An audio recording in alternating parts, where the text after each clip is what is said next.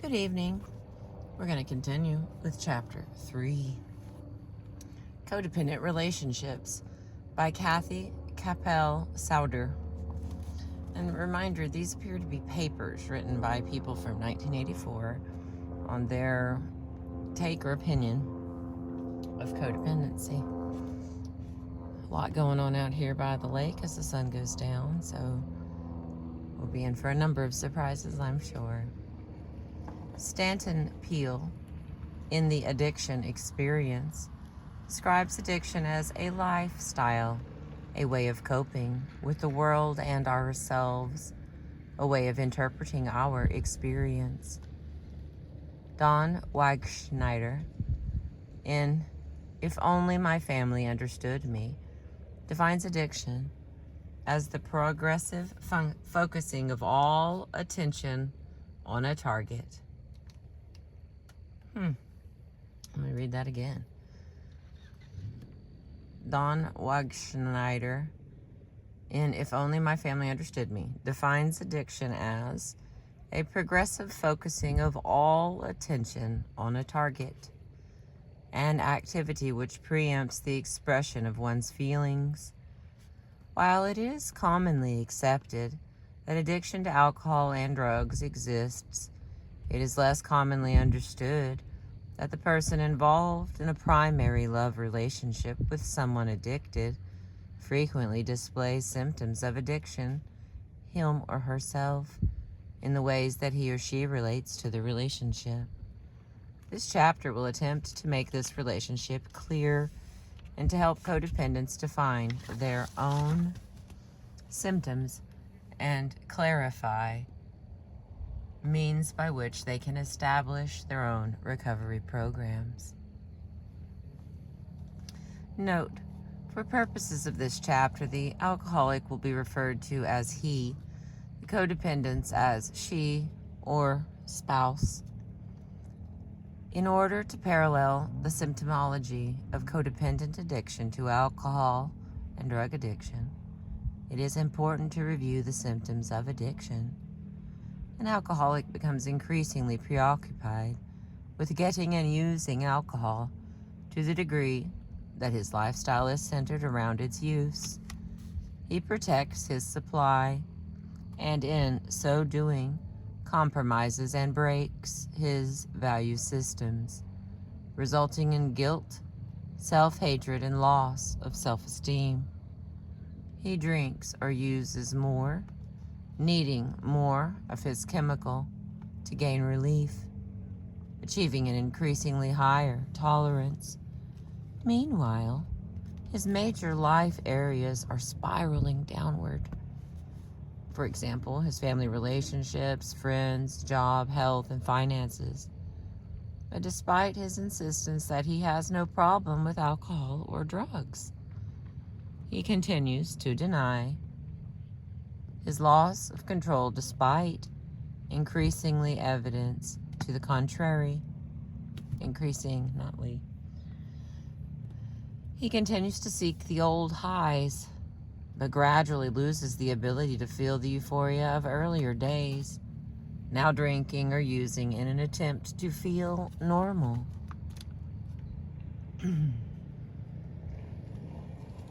When the addiction process is broken, usually by some form of crisis, the addict often experiences physical signs of withdrawal, as well as emotional withdrawal, very similar to the grief process experienced as a result of the loss of a loved one.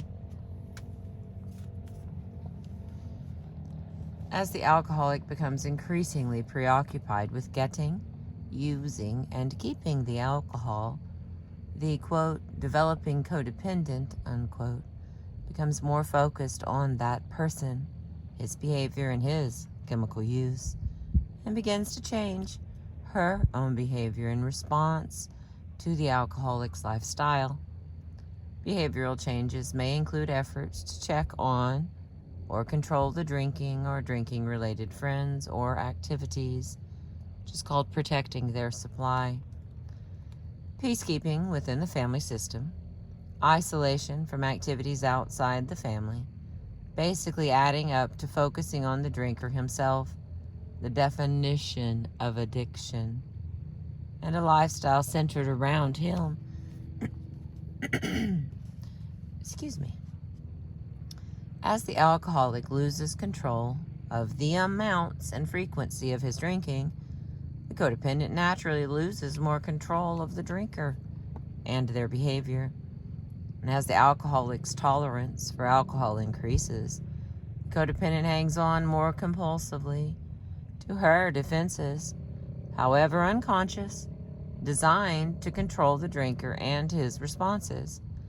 Therefore, she too is in essence building an, quote, increase in tolerance, unquote, to unacceptable behavior from the drinker, one characteristic of enabling, and losing control not only of the drinker's responses, but her own emotions, mood swings, and reactions in response to the deterioration of this primary relationship.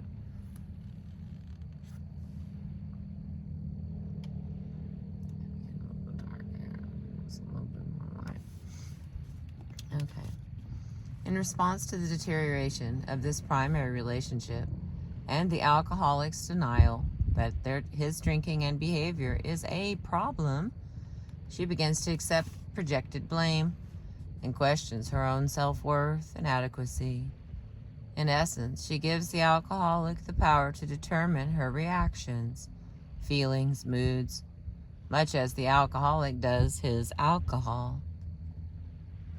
She builds defenses for surviving in the relationship and the family system, and for protecting herself from the pain, like repression, taking responsibility for others, acting happy and all together, and self-righteousness. As she gains temporary relief from use of these defenses, like the alcohol gains relief from drinking, she uses them more frequently and habitually, although usually unconsciously. So as the alcoholic numbs his painful feelings with alcohol and other defenses, like projection, blaming, and aggressive behaviors, the codependent also anesthetizes her pain with natural defenses in a progressively numbing process. As her addiction progresses, she too is in denial that she is as affected by the drinking lifestyle as he is.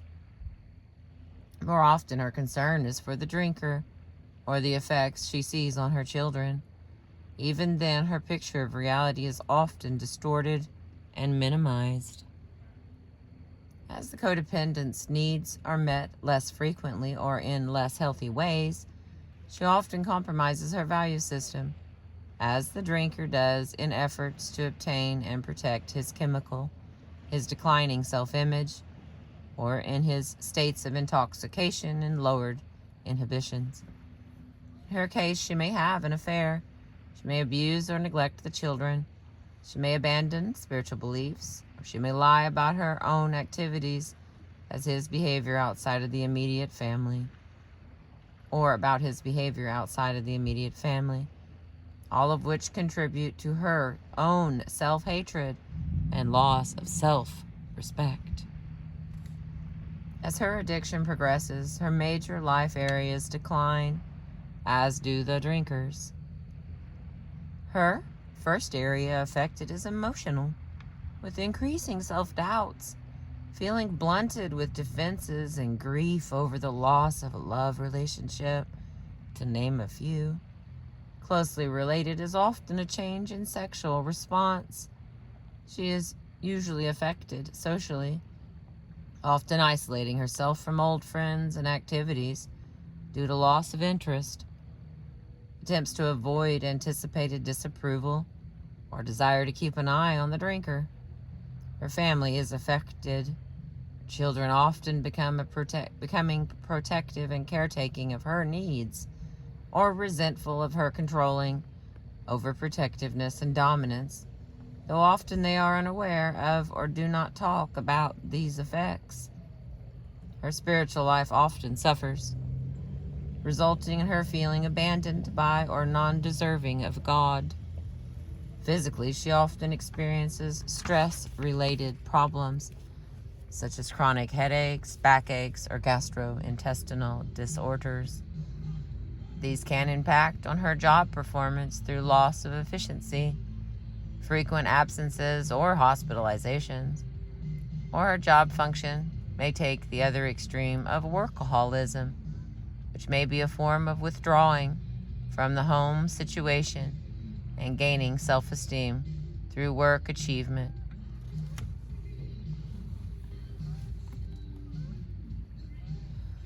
Oh, Lordy, someone has brought some entertainment.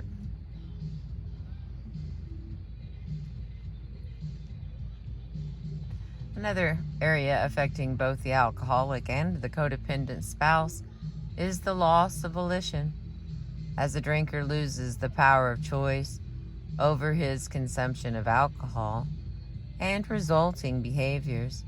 The codependent loses the ability to see her options or to take action on them. Therefore, she feels trapped in the victim's role, unable to see her own enabling behaviors or the power she is giving up.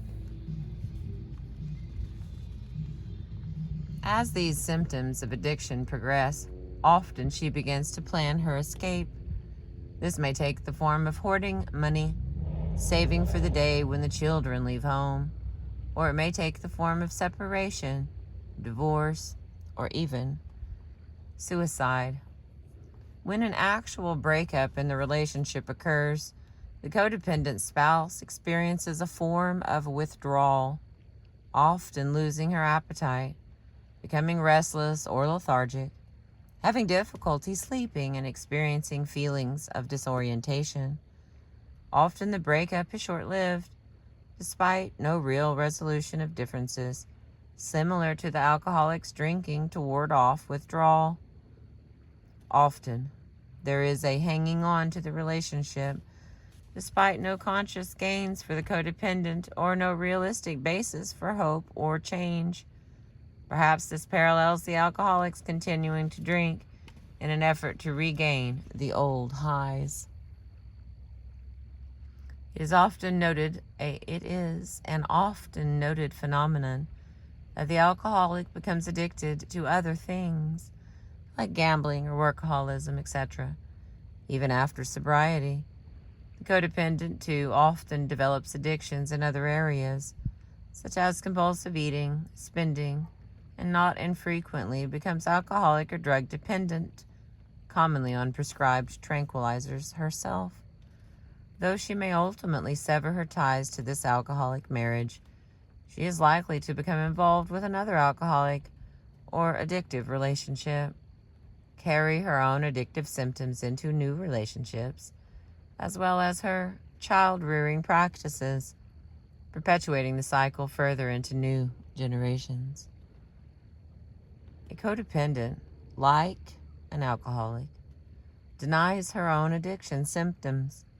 Her denial often takes the form of thinking that once she breaks off from the alcoholic relationship, she will be fine.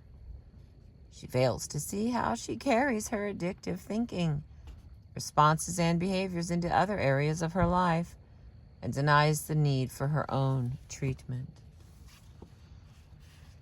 All right, the first step of recovery must be to help her break through her own denial and to become aware of the compulsiveness of her own defenses. Overcoming addiction is as much building positive involvement in one's environment as it is withdrawing from addictive attachments.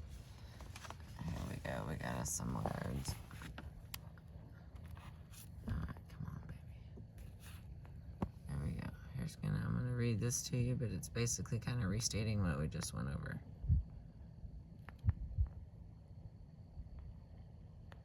Let me see that, everybody. Feels a little blurry right there. Okay, here we go. We got so much light, and do what we can. The characteristics. Okay, love, which is an open system, has room to grow and expand, and a desire for others to grow. It has a separate interest, others, friends, maintain other meaningful relationships, as encouragement of each other's expanding, and it's secure in its own worth. There's trust and openness. Mutual integrity is preserved. There's a willingness to risk and to be real. There's room for exploration of feeling in and of relationship. And there's the ability to enjoy being alone. God, that's so dark. And then on the other side, addiction, which is a closed system. We have a dependent based on security and comfort, use, intensity of need, and infatuation as proof of love may really be fear, insecurity, or loneliness. Instead of separate interests, it is total involvement, limited social life, neglect old friends and interests. Instead of encouragement from the love open system, the addiction closed system has a preoccupation with the other's behavior, dependent on others' approval for our own identity and self-worth. Instead of trust and openness from the love system, we have jealousy and possessiveness, fears, competition, and you're trying to protect the supply in the closed system of addiction. Instead of mutual integrity preserved in the addiction system, one partner's needs suspended for the other's, self-deprivation. A search for perfect invulnerability eliminates possible risks instead of willingness to be real and risk. In the closed system, we have reassurance through repeated ritualized activity versus room for exploration of feeling in and of relationship. And instead of the ability to enjoy being alone, the closed system of addiction is intolerance, unable to endure separations, even in conflict, hang on even tighter, undergo withdrawal, loss of appetite, restlessness, lethargic, disoriented, and agony. I think it's disoriented agony. Yeah, there we go. The next section is breakups. In the love and open system, we have accept breakups without feeling a loss of your own adequacy and self-worth. In the closed addiction system, you feel inadequate, worthless, often unilateral decision. In the love open system, we have wants best for your partner, though you're apart, can become friends. In the closed addiction system, we have violent ending, often hate other, try to inflict pain, manipulation to get other back. And then in one-sided addiction, it's only the addicted closed system. It has denial, fantasy, overstimulation of others, commitment, overestimation, darn it, in them words. Okay, the next one, which is the closed system of addiction, is it seeks solitude outside ourselves with drugs, alcohol, a new lover, a change of situation. All right, that's the end of chapter 3. Chapter 4 is only on 3 pages. It's pretty dark, but let's see if I can make it happen. All right, chapter 4. Inside the Chemically Dependent Marriage by Robert Subby, S-U-B-B-Y. Subby, maybe?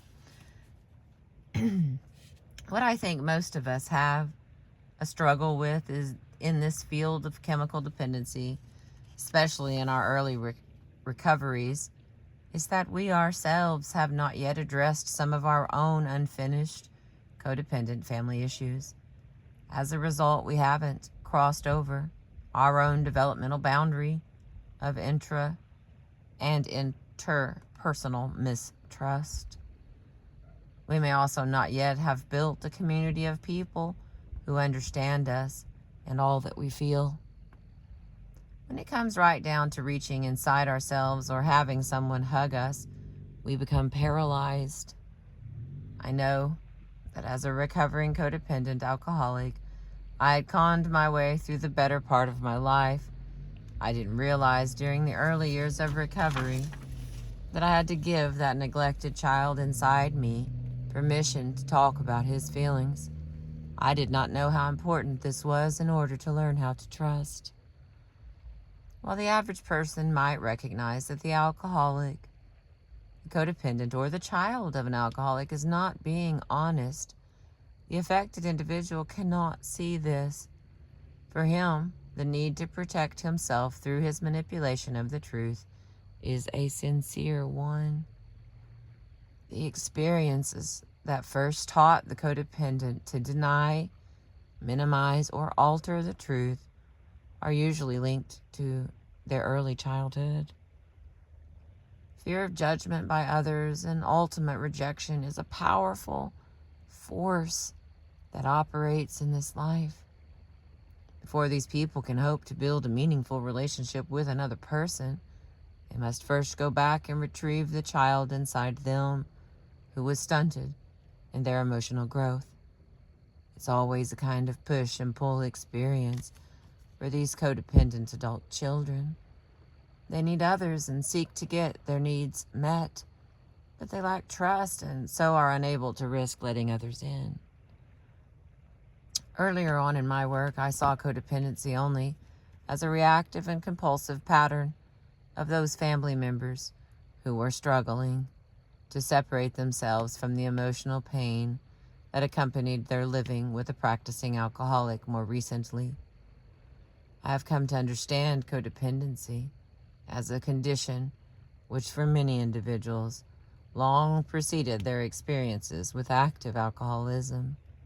Today I define codependency as an emotional, psychological, and behavioral condition that develops as a result of an individual's prolonged exposure to and practice of a set of oppressive rules which prevent the open expression of feeling, as well as the direct discussion of personal and interpersonal problems. I don't know if the term codependency will still be in use 10 or 15 years from now. LOL. But for today, I know of no other satisfactory term. My only struggle with the word codependency is that currently it seems linked solely to the use of alcohol, issues of alcoholism. And I would like to see that change. I would like to have alcoholism viewed as only one of many unhealthy realities which codependency might foster. Codependency, as I stated before, is an emotional, psychological, and behavioral pattern of coping that is born of the rules of a family and not as a result of alcoholism.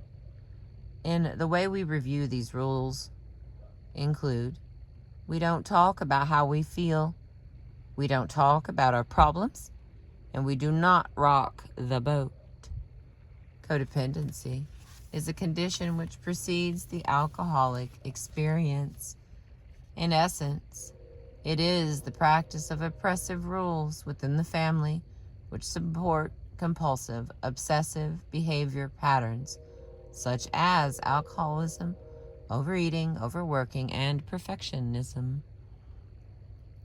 Now, having set the developmental stage for codependency, I would like to talk a bit about the serious abyss which develops between the individual's emotional, spiritual, and psychological selves.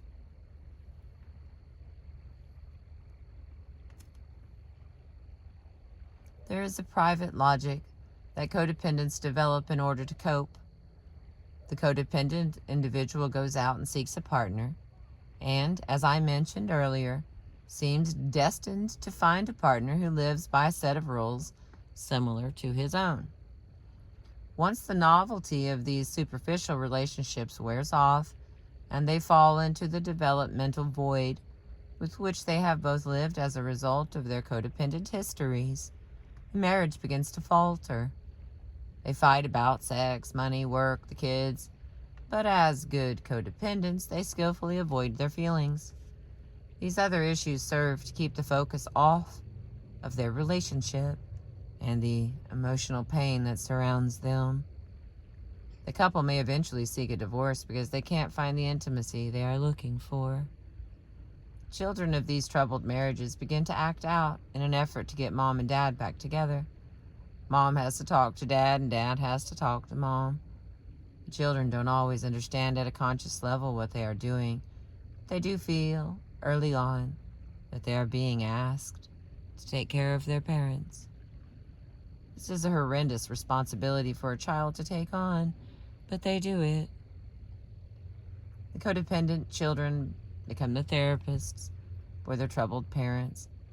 As a codependent child myself, I knew how to play therapist long before I had ever received any professional training. These inappropriate role behaviors on the part of the children are early signs of what will eventually become their own adult codependency struggle.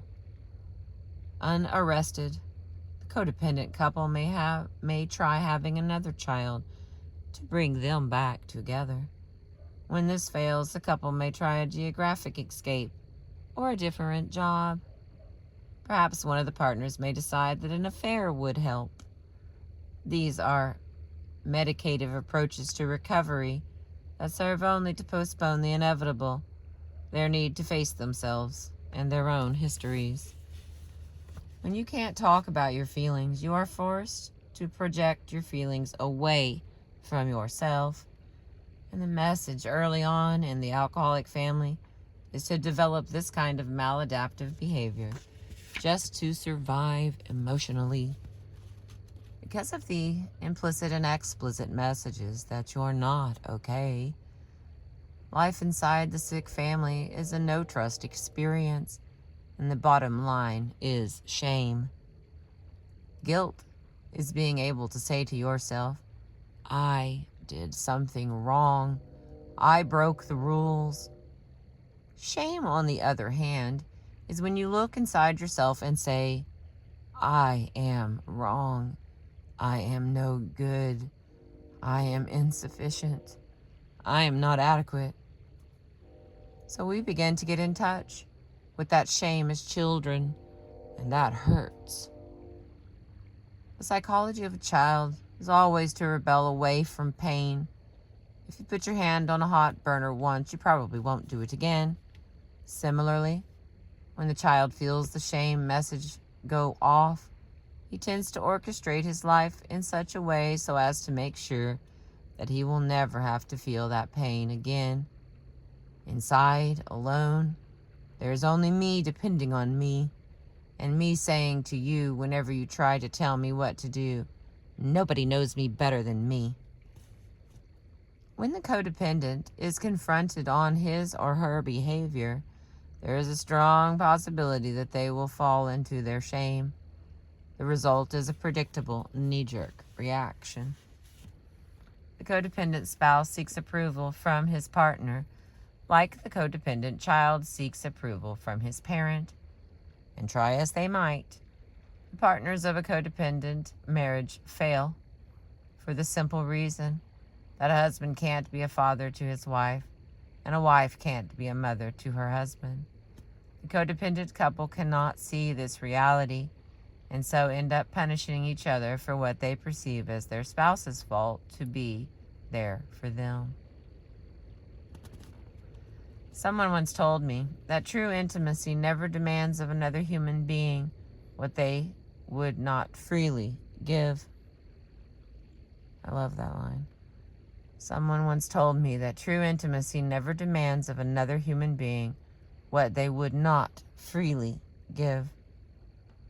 In treating the codependent marriage, it is extremely important that the therapist be able to break away from the traditional concepts of marriage counseling and return to the needs of the individuals living within the marriage.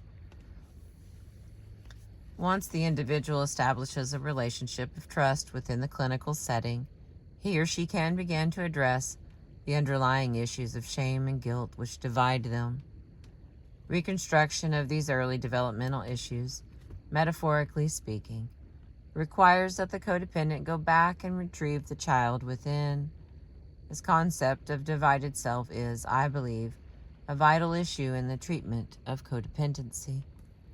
The hallmark of this disease is the division between our emotional and spiritual selves. I don't think that codependency is a phenomenon unique unique to the members of the alcoholic family. This, to me, is an extremely important point to bring out. And here's the final part of this whole thing, this chapter. Okay, here we go. I believe that the emerging concept of codependency may offer a theoretical bridge by which the mental health, family therapy, and chemical dependency fields might come together. I would hate to see us all miss this opportunity as helping professionals. Our collective challenge as mental health and chemical dependency practitioners is also to recognize the significance of these unfinished issues in our own lives and how they may prevent us from being truly open to our dreams. That is the end. The next chapter 5 is going to just say Codependency again by John Frail and Robert Subby. Again, this is like a collection of papers.